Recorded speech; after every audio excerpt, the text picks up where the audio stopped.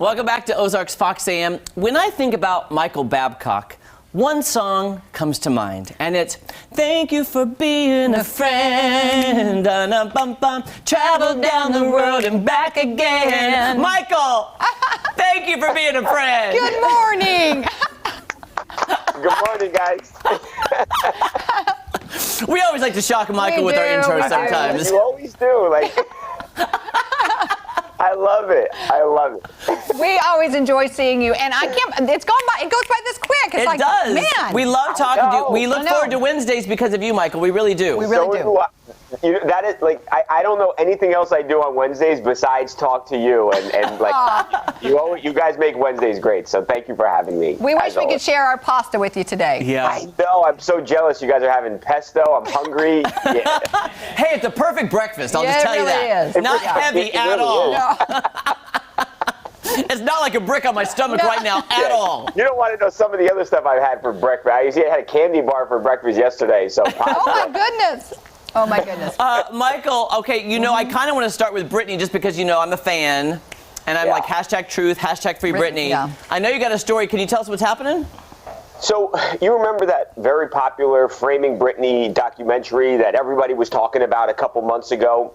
Well, Britney Spears, she never talked about it. She had never addressed it prior, and now she finally has. Now, she didn't do an interview. She actually wrote something and posted it on her social media, but her take surprised me. So Britney says that after she saw parts of the documentary, she said she didn't even watch the entire thing because it was too upsetting to her. She said she cried for nearly 2 weeks because she was embarrassed by the way or by the light that they put her in. So she didn't like the way they framed her. Now, I know you're a big fan of hers, Jeremy.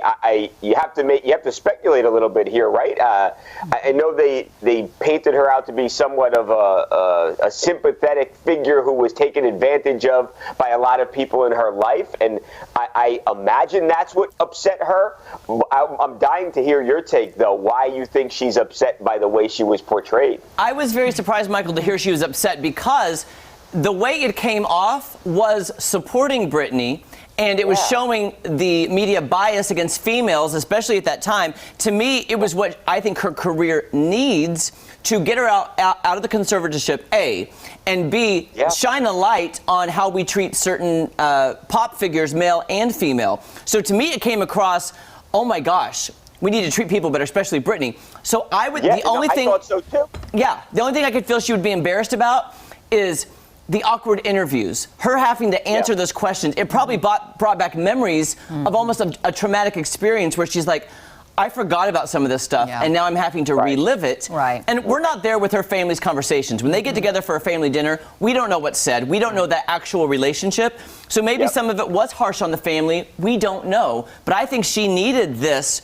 to move forward, and the public support for her is over the top right now. Right, at an all-time high now. Yeah. I think you hit it right on the nail right on the head there. That's perfect. She actually says she still cries sometimes about it. So even now, it's something that's still affecting her. So you hope she finds some peace.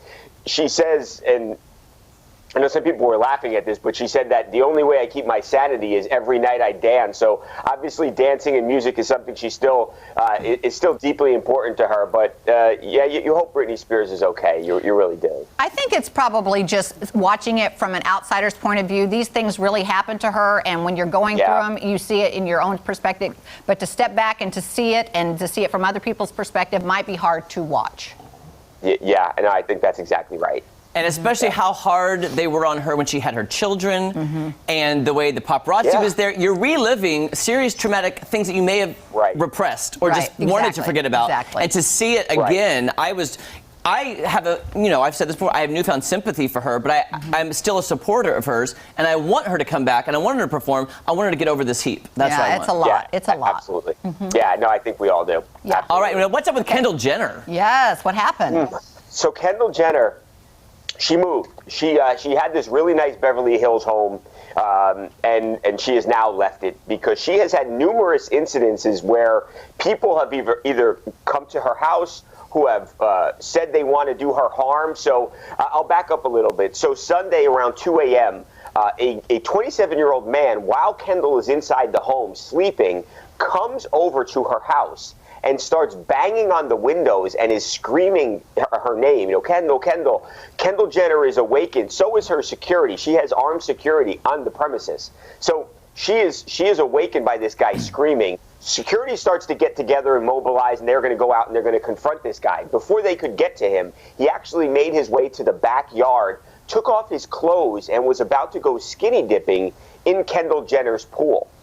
Security, thankfully, they get there, they hold him, cops come, they arrest the guy.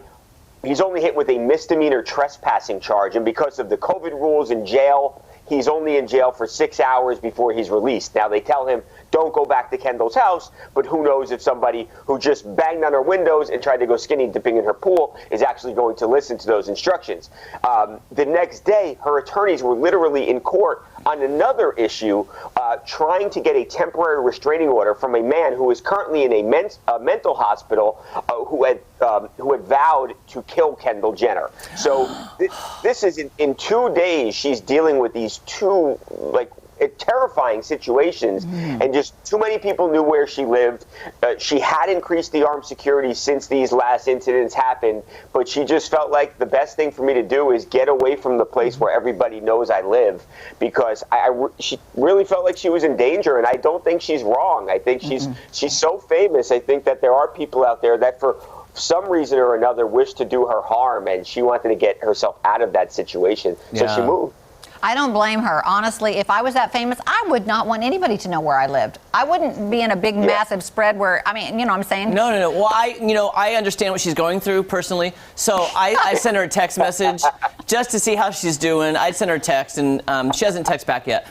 But I know you have to move all the time, Jeremy. Yeah, he has to move every couple of weeks. I totally identify. So. Yeah. Personally, I don't have any trouble. I ain't got no trouble. No, me either. Well, hopefully she finds a new house that's secret. Yeah, I hope she finds a place somewhere else. Yeah. That she feels safe. Your third story, Michael, we'll be honest, I'm going to read my teleprompter because I have no idea who Quavo and Saweetie are. Yeah, who is that? So Quavo, you've heard of the Migos before, right? It's anyway. So you need to move. Yeah, just go through it, Michael. Yeah. Because we don't know.